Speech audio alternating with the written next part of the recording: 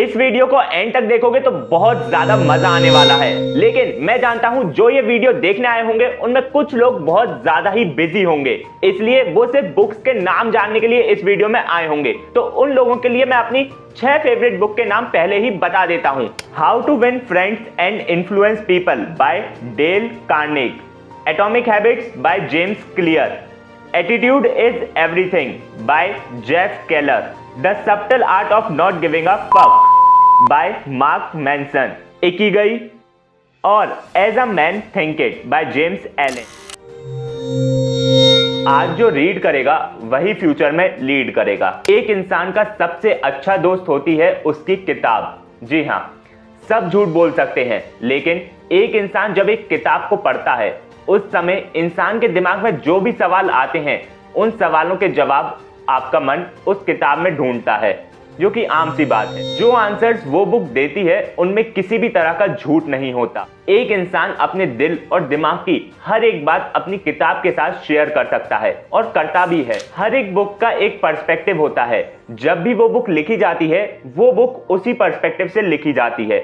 अगर कोई comic book लिख रहा है तो उसका मेन पर्सपेक्टिव ये होगा कि अपनी वो ऑडियंस को एंटरटेन कर सके। अगर कोई क्राइम से रिलेटेड कोई बुक लिख रहा है तो वो कोशिश करेगा कि वो उस बुक को थ्रिलर बना सके, अपनी ऑडियंस की क्यूरियोसिटी को मेंटेन कर सके, ताकि ऑडियंस का इंटरेस्ट उस बुक में बना रहे।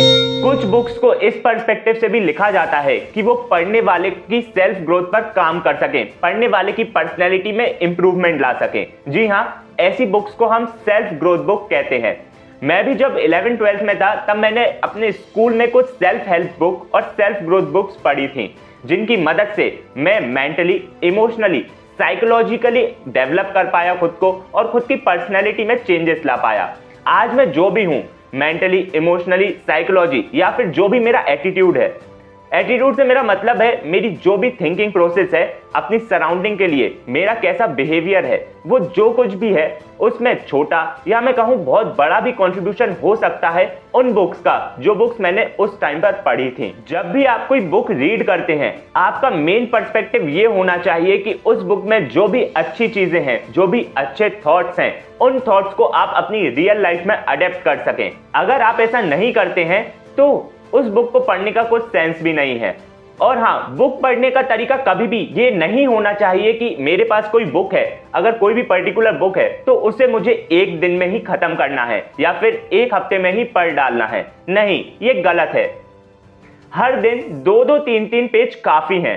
ये कोशिश करो कि उन 2-2, 3-3 पेजेस में जो भी इंपॉर्टेंट थॉट्स आपको नजर आते हैं, आपको लगता है कि वो थॉट्स आपको सेल्फ ग्रोथ में इंप्रूव कर सकते हैं, तो उन थॉट्स को अपनी रियल लाइफ में अडॉप्ट करने की कोशिश करो। फॉर एग्जांपल बता रहा हूं कि जैसे कोई पर्सनालिटी डेवलपमेंट की बुक है, अब उसमें बताया गया है कि आपको अपनी सराउंडिंग के लोगों से, अपने फ्रेंड से, अपने परिवार वालों से कैसे बिहेव करना है, क्या आपका जेस्चर होना चाहिए, क्या आपका बिहेवियर होना चाहिए, तो उसे बस अपनी रियल लाइफ में उतारने की कोशिश करो। बस ऐसे ही हर दिन 2-2, 3-3 पेज पढ़कर वो बुक हर दिन आपको कुछ थॉट्स अपने माइंड में देगी, और जब 1-1.5 महीने बाद वो बुक खत्म हो जाएगी और उस बुक के थॉट्स आपके माइंड में सेट हो जाएंगे, तो आप देखेंगे कि आपकी ग्रोथ हो चुकी है। जी हाँ, आपका बिहेवियर चेंज हो चुका है, आपकी सराउंडिंग आपके बिहेवियर पे कैसे रिएक्ट कर रही है वो चेंज हो चुका है, आपका जेस्चर एकदम बदल चुका है, आप सेल्फ इंप्रूव कर चुके हैं, आपकी पर्सनैलिटी डेवलप हो चुकी है। बुक्स की लिस्ट मैंने स्टार्टिंग में बता दी थी,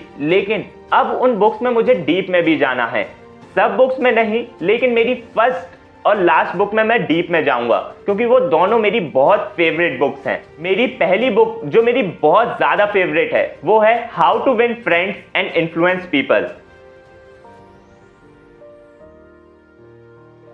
बाय डेल कार्नेगी। इसको मैं रेट करना चाहूं तो मैं इसे 10 आउट ऑफ 10 ही दूंगा। ये बुक बहुत ज्यादा सेल्फ इंप्रूवमेंट में, खुद की पर्सनैलिटी डेवलप करने में बहुत ज्यादा हेल्प करती है।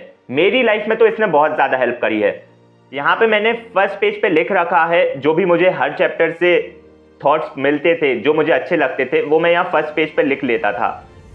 इस बुक के फर्स्ट चैप्टर में जो मुझे थॉट मिला था वो मिला था, don't criticise anybody, make them understand their mistakes politely. मतलब आपके सराउंडिंग में जो भी लोग हैं आपके दोस्त हों, आपके घर वाले हों, अगर उनसे कुछ गलती हो जाती है तो कभी भी आपको ऐसा बिहेव नहीं करना चाहिए कि यार तुझसे गलती हो गई, तू तो पागल है, अरे हट, ऐसा कैसे कर सकता है। नहीं, ये गलत बिहेवियर है। आपको हमेशा पोलाइटली और अकेले में उनको उनकी गलती का एहसास कराना चाहिए या फिर उनकी गलती बतानी चाहिए कि ठीक है, हो गई गलती, कोई बात नहीं, हमसे भी होती है।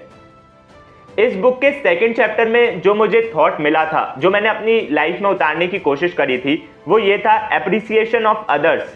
अपने आसपास में जब भी आपके जो दोस्त हैं या घर वाले हैं या जिन भी लोगों से आप मिलते हैं, वो जो भी काम करते हैं, जब तक वो काम गलत ना हो तब तक आपको हर उस काम का एप्रिसिएशन करना चाहिए। जी हाँ, आपको हमेशा उनके काम को बढ़ावा देना चाहिए। इस बुक के थर्ड चैप्टर ने मुझे ये बताया कि अगर आप चाहते हैं कि आपके दोस्त आपका काम कैसे करें, तो हमेशा जब भी आप उनको अप्रोच करते हैं हेल्प मांगने के लिए, तो हमेशा उस काम में आपको उनको बताना चाहिए कि उनका क्या फायदा होगा इस काम को कर कर। तभी उस काम के प्रति वो अपनी क्यूरियोसिटी डेवलप कर पाएंगे और वो उस काम को करने की या फिर आपकी हेल्प करने की सोचेंगे। जब भी आप अपने दोस्तों से या किसी से भी मिलते हैं तो हमेशा आप उनके नाम से उन्हें पुकारिए, क्योंकि एक इंसान को खुद का नाम सुनना बहुत अच्छा लगता है।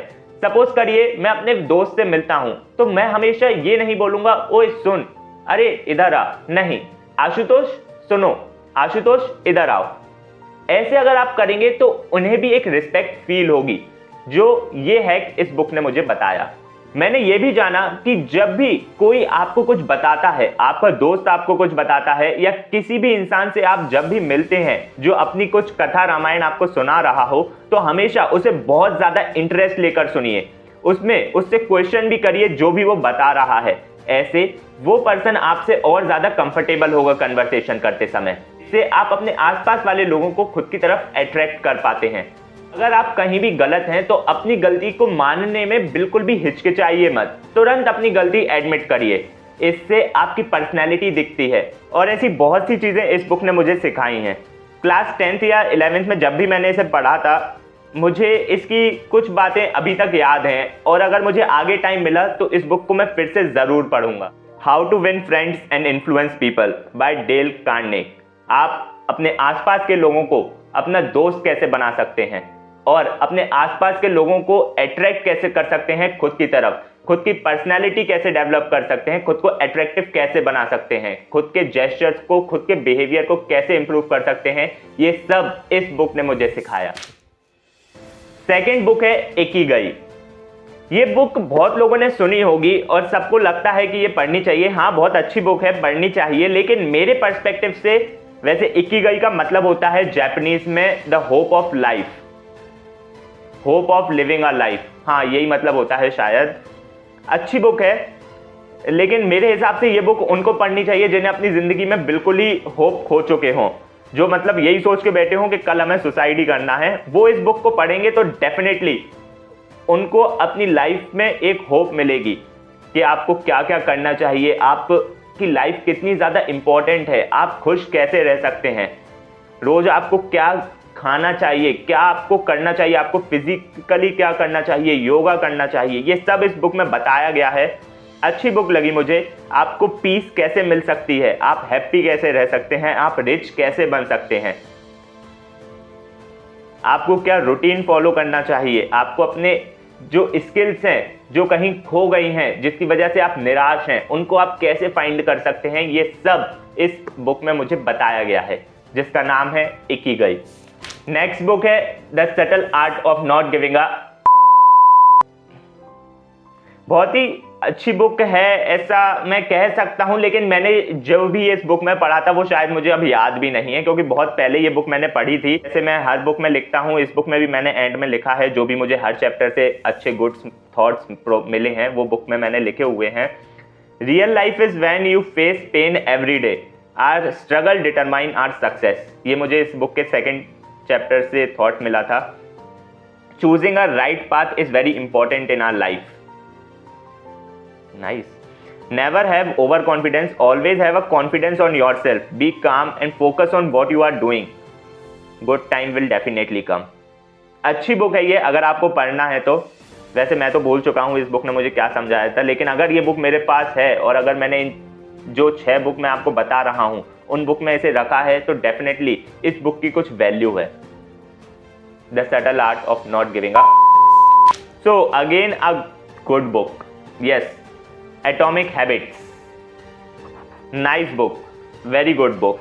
ये बुक आपको बताती है कि कैसे आप अपनी डेली रूटीन की हैबिट्स को डेवलप कर सकते हैं, आप अपने रूटीन को कैसे फिक्स कर सकते हैं, क्या इंपॉर्टेंट काम आप अपनी रूटीन में ऐड कर सकते हैं और क्या बेकार काम आप हटा सकते हैं, वो सब कुछ ये बुक आपको बताती है। आप अपना फोकस कैसे ला सकते हैं अपने कामों में, ये बुक आपको बताती है। अच्छी बुक है ये, मैंने पढ़ी थी जब मैं 12th में था। ये बुक शायद मैं ये बुक पूरी नहीं कर पाया था, लास्ट के 1-2 चैप्टर्स बचे थे, लेकिन अच्छी बुक है, आपको पढ़नी चाहिए, एटॉमिक हैबिट्स। अगली बुक आ रही है, बहुत ही शानदार बुक है, ये भी मैंने 12th में ही पढ़ी थी, ये भी मुझे अच्छी लगी। ये भी आपको अपने एटीट्यूड को डेवलप करने में मदद करती है। एटीट्यूड इज एवरीथिंग, उसका नाम भी वही है, एटीट्यूड इज।